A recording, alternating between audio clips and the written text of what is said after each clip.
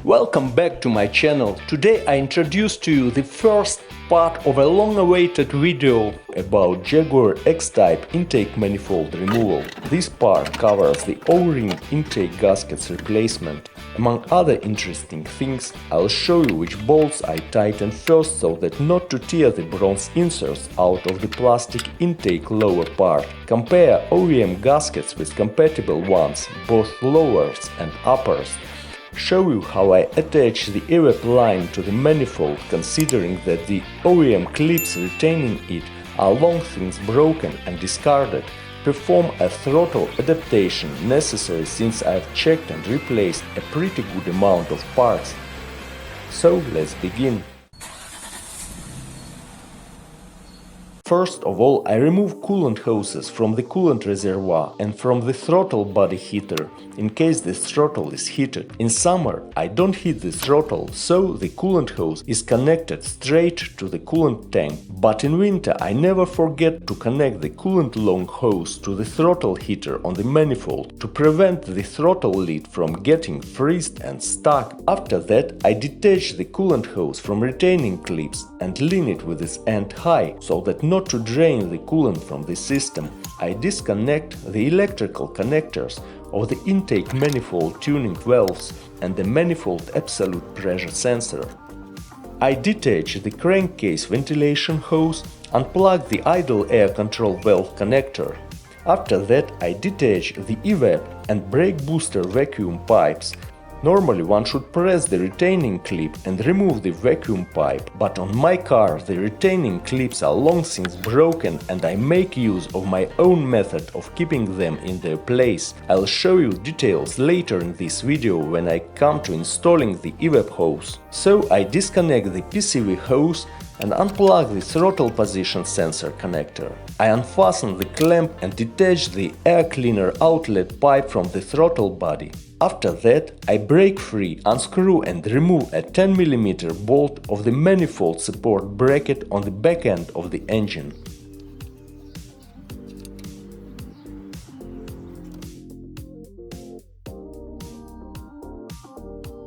The same I do with a 10 mm bolt of another manifold support bracket which can be found near the firewall.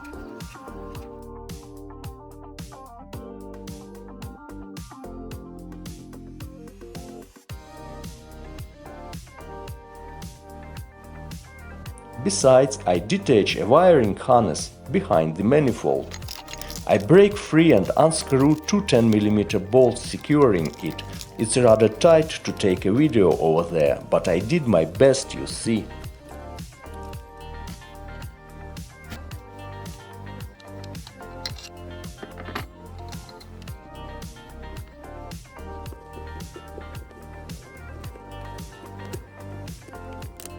I unplug the coolant temperature sensor connector and start unscrewing the 6 8 mm main bolts retaining the manifold. And here I wanna draw attention to my know-how, the sequence of unscrewing those bolts so that not to tear the bronze inserts out of the plastic lower intake manifold part. The matter is that there are 3 short bolts going into the bronze inserts of the plastic lower part of the intake and 3 long bolts going into the metal parts of the engine. I remove the 3 short bolts first, and only after the short bolts are removed, I unscrew the long ones. I never allow the manifold to be secured with short bolts only so that not to tear the bronze inserts out of the plastic lower intake part. It's very important.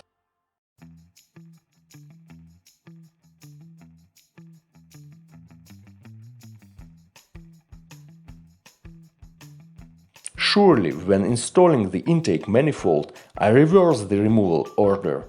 I secure the manifold first with long bolts and after that with short ones. Surely I'll show you my installation order later in this video. After all the preparatory works are completed and the intake manifold is detached from where it sits, I get over the engine bay and lift off the manifold from its place. You see, I don't detach throttle and cruise control cables, because I don't suppose to take the manifold far away from the car. I just move it aside to get access to the lower part injectors and intake manifold gaskets.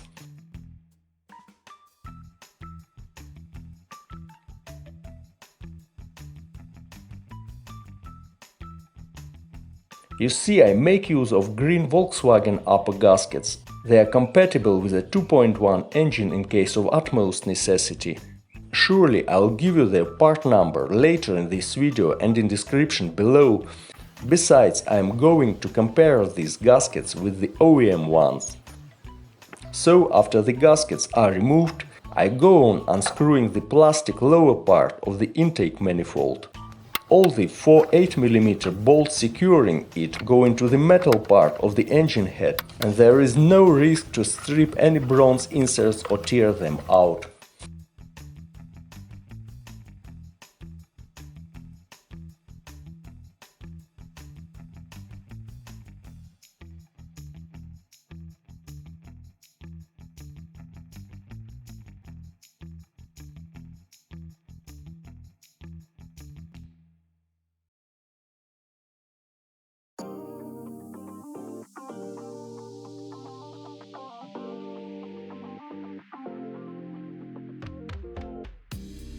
The next step is to remove the engine cover retaining bracket. The matter is that a common rail passes under this bracket, and it's next to impossible to remove the block of injectors without removing this bracket.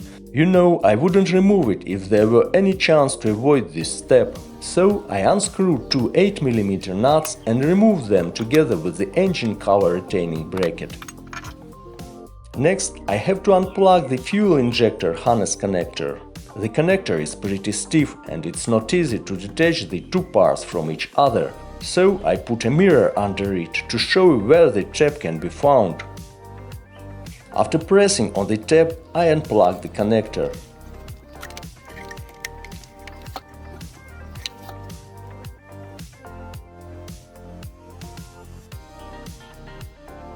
Next, I removed the lower plastic part of the intake manifold and turned it upside down to get access to and replace the lower gaskets.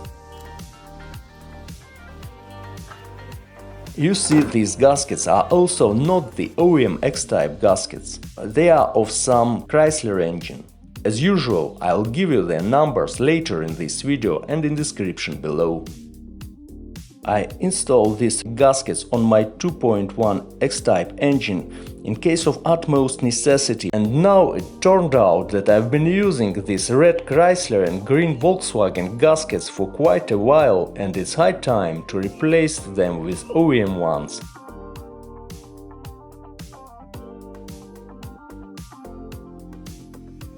So specially for my viewers, I took apart the block of injectors. I'll install both OEM and alternative gaskets and compare them with each other. You know I am fond of experiments. Surely I don't urge you to make use of these compatible gaskets. It's entirely your own responsibility if you do so. As for the lower gaskets, the CHRYSLER gasket is a bit higher than the OEM one, but it's made of a softer rubber and has got a sharp edge. The OEM one is more solid but lower. Its edge is flat. Let's compare upper gaskets. The OEM is also more solid than the Volkswagen gasket. It fits the groove thoroughly. The Volkswagen gasket is made of a different sort of rubber. It's also softer than the OEM one.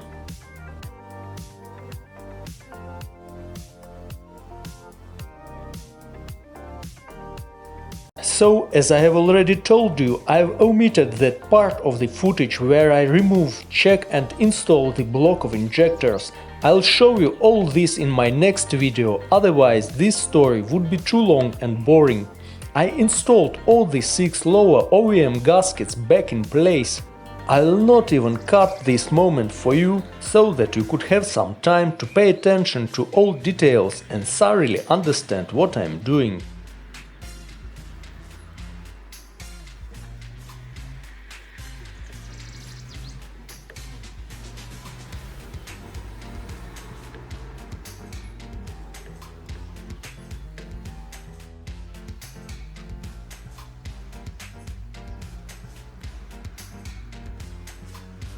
You see, I put a cloth on the intake to prevent something from falling into the engine. I've also cleaned all the adjacent surfaces of the intake, and now I start installing the lower part of the manifold in its place.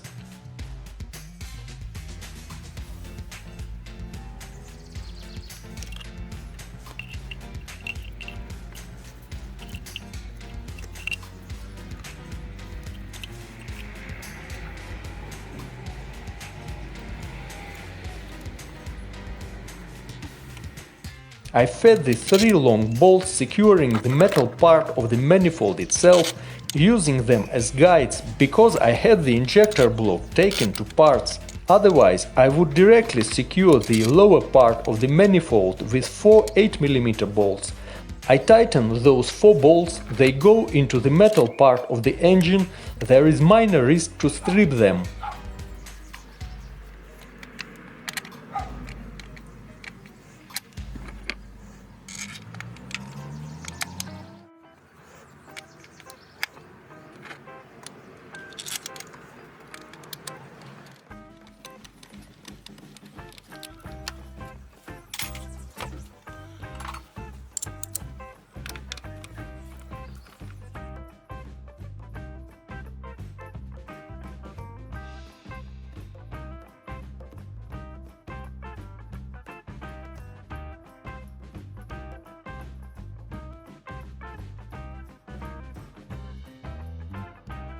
After the lower part is attached to the engine, I tighten the 5 8mm bolts securing the common rail. You know, I had it taken apart. Here I tighten them gently because these 5 bolts go into the bronze inserts and I definitely don't want to tear them out and run into problems.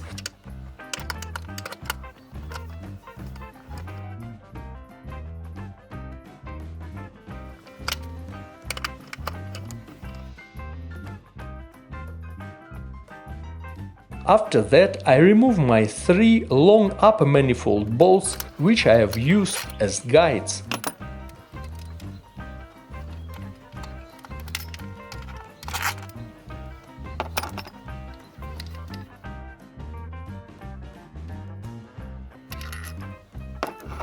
Next, I install the OEM upper gaskets where they belong.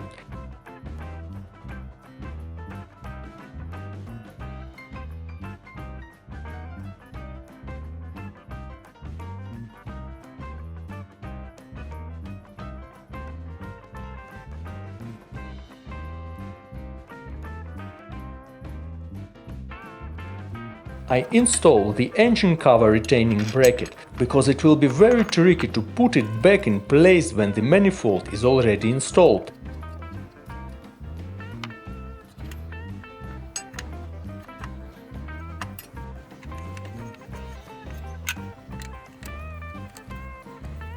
I tighten the 2 8mm nuts and plug in the fuel injector harness connector. It's better do it now as long as there is good access to it.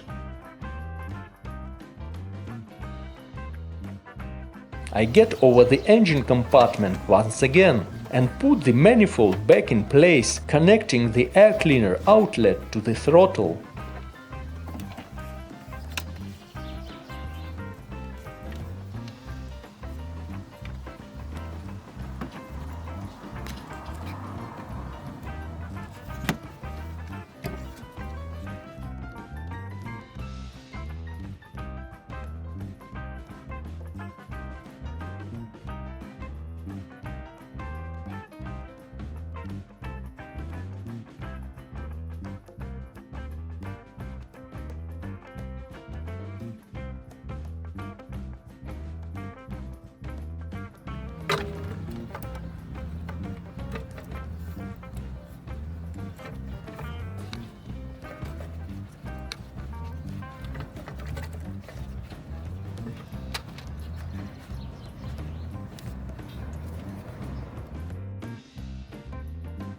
I had to take care and not leave anything under the manifold. I nearly succeeded in taking everything out, but the long coolant hose remained under the manifold and the coolant drained from the reservoir.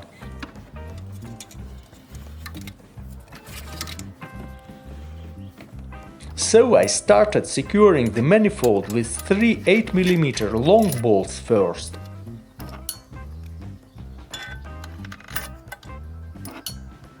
You know, it's my know-how. First I tighten the long bolts going into the metal part of the engine and not allow the short bolts hold the manifold. Thus I avoid tearing the bronze inserts out of the lower plastic part of the intake. Surely I'll mark the long bolts with arrows here too.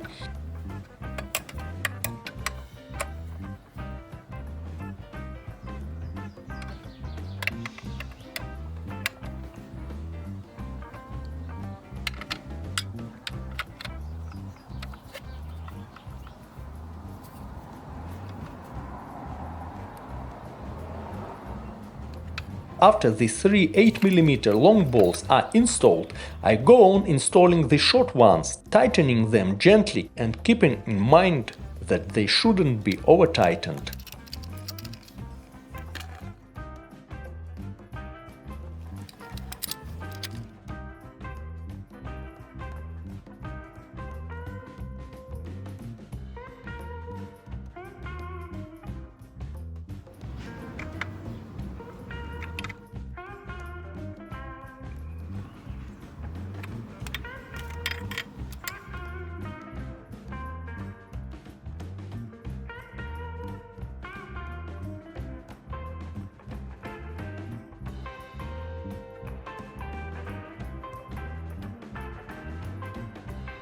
Next, I insert the evap and brake booster vacuum lines. The OEM retaining rings are long since broken and discarded, so I put a piece of soft rubber hose about 10 mm in diameter into the bronze insert. There is a groove inside, and I slot the hose into the groove. After that, I grease the vacuum pipe with oil and insert it back in place. Next, you see I insert the vacuum pipe of the brake booster.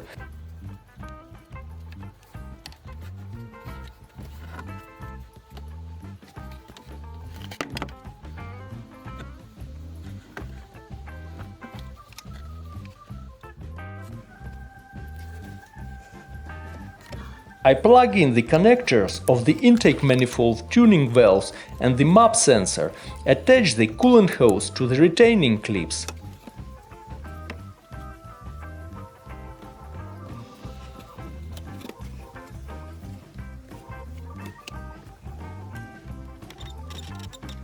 It's summer now, so I prefer not to heat the throttle body and attach the coolant hose straight to the coolant reservoir. After that, I connect the PCV breather and tighten one of the fog lamps I installed to be on the safe side and avoid a vacuum leak.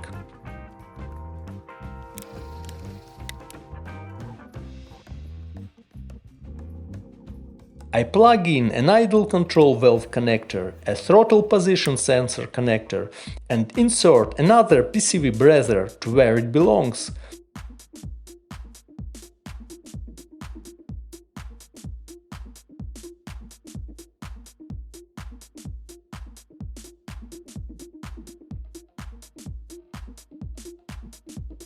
You see I plug in the coolant temperature sensor connector, get a clamp of the air cleaner outlet pipe and install it back in place, paying attention to its notch. Both the clamps of the airbox outlet pipe have got notches and should be installed in accordance with them. And the only thing remaining to do now is to install 4 10mm bolts, 2 of them securing the wiring harness behind the manifold.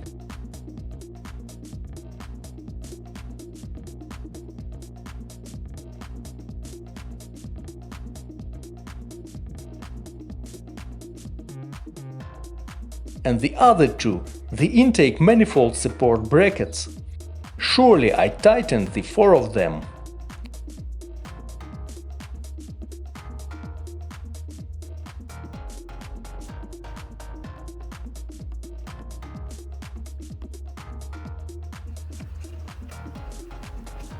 I check everything for any vacuum or coolant leak, add some G12 coolant and distilled water.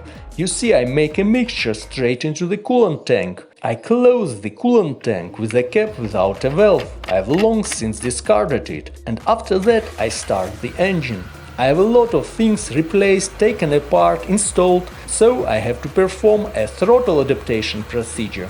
With a 2.1 X-type, it means that I let the engine idle for 1 minute and let it run at middle and high RPMs 1 minute each. That's it. See you soon in the second part of this video, which will cover my experiments with fuel injectors. Haven't you given me a thumb up yet? It's a good time to do it now.